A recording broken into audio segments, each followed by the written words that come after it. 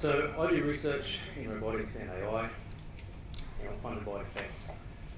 So normally when I tell people this, the first thing I get asked is, oh, you must be building Terminators. I'm not building Terminators. I don't build robots, I'm not building weapons, I don't even build the robots that I use in my experiments. But what I am doing is conducting a series of experiments where people interact with artificial intelligence and robots as teammates.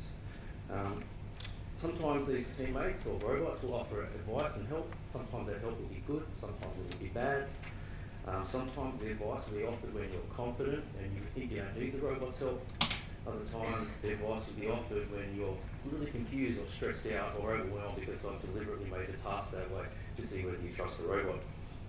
And what I do, or the most important thing I do, is measure the quality of your decision making in this human AI team and whether your task performance is good.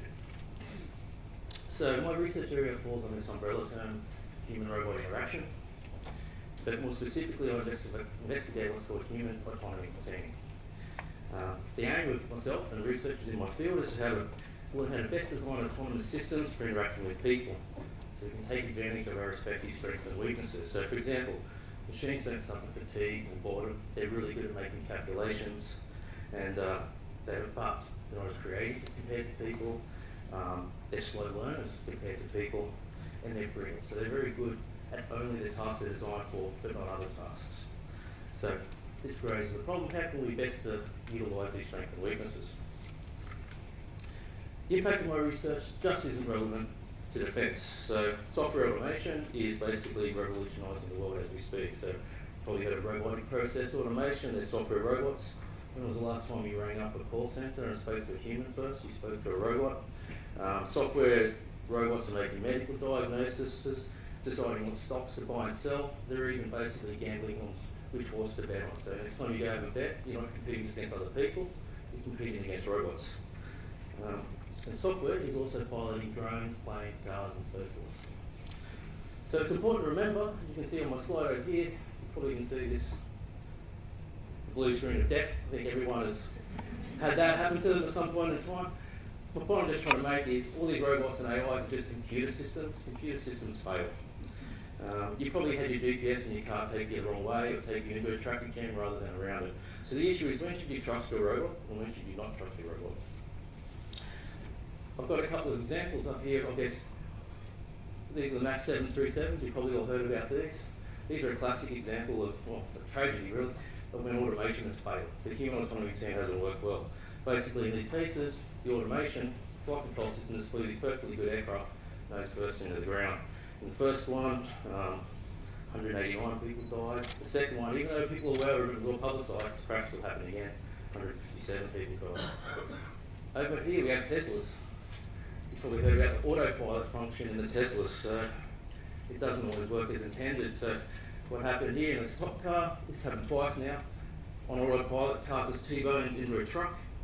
Doing 70 miles per hour, going underneath the truck. This red car kept driving for half a kilometre afterwards. The second one, the blue car, it basically autopilot just decided to accelerate and swerve into a concrete barrier. So far there's been at least 4 fatalities related to this. Alright.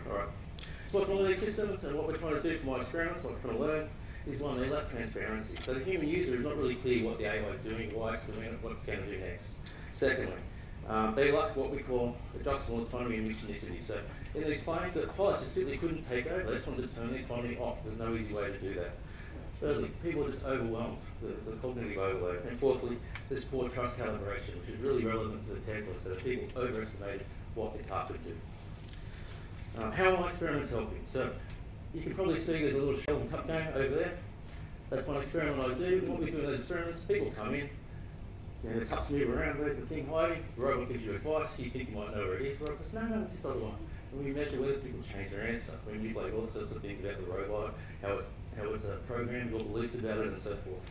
The second experiment, let's see here. This is all funded by defence. Basically what we're trying to do is build a software simulation in which you have an AI teammate helping you control a whole army of drones. This is all about, see down at the bottom, safeguarding Australia, small population, we need a bunch of force multipliers. Okay, I'm running out of 10 seconds. So, in summary, I'd like to say how much impact my research is firstly, Mars is basically going to help keep Australia safe. I've recently part of a $7 million project to use Mars to basically help clear sea mines in Australia, and basically people operating the mines and all these robots need to know, are there really any mines there, can we send people in or not? And thirdly, nothing I do is classified. The research is public, hopefully will inform the next generation of autonomous systems, so we don't have tragedies like this. Thank you.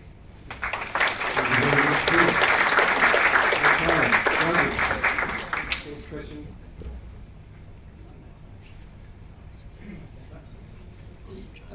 Fascinating, as always, anything to do with AI, robots, Teslas, whatever. Fascinating. The issue of trust and the ethical decision-making dimension to this. A lot of the discussion I've heard around autonomous vehicles raises these classic examples of ethical decision-making. If you're leaving the vehicle you're in to make split-second decisions. How are you incorporating into the systems you're developing or the assessments you're doing about the decisions that are being made? If we are to trust an autonomous system, then we need to be comfortable it operates in an ethical framework that is consistent with our ethical framework. How do you go about building that into the systems you're working?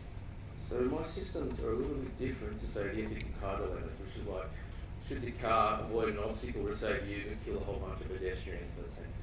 All the systems I design where we have a human on the loop. And the idea is that everything is transparent but without being overwhelming. So you can make an informed decision. The human always has ultimate control. Even though we say teammates, the human is at the top of that sort of pyramid. It can hit the stop button or the override button wherever they want. So there's no hidden ethical dilemmas hidden away from you. That's the idea, this idea of transparency. Of course, in reality, some processes are automated. But in an ideal world, I think you should be clear about what those decisions are. My question is similar to the one I asked previously, which is I'm interested in the range of partners that you work with through the process of your research. So mostly it's defence, so Defence Innovation Network, the TAS-CRC, TALIS, DSTG, trying to get out of this defence. Recently we did a report for Westpac on human autonomy teaming and banking and so forth, so how AI is going to transform the banking industry. So I'm trying to branch out from defence, but defence has been really good to me and funding me so far. Yeah. Very good. Okay, well, thanks very much. Thank you.